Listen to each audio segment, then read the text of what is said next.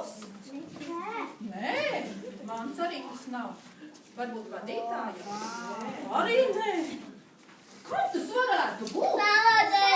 Tik maziņš? Vai tad viņš bija tik maziņš jums atnācis? Jā. Jā, tik mazu vainu? Jā.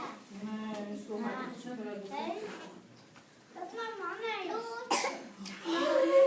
Ko izdomāt? Tas noteikti ir rūķis. Tieši tā. Un tur pēļu rūķis nav vispārastāk pamets to zāli pazaudējis, bet viņš ir speciāli jums atstājis, jo tur ir iekšā mazs kārumiņš par jauko skaisto dejošanu. Kā tu domā, kas tur varētu būt? Konfeti. Paklausies, vai tā skan konfektes? Jā. Jā? Jā. Tās skan konfektes.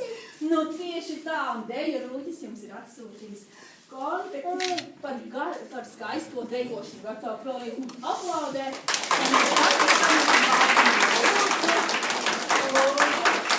Es tiešām māmītes varat doties pie māmas, kurš dabūs, protams, končiņu un rūķīšu.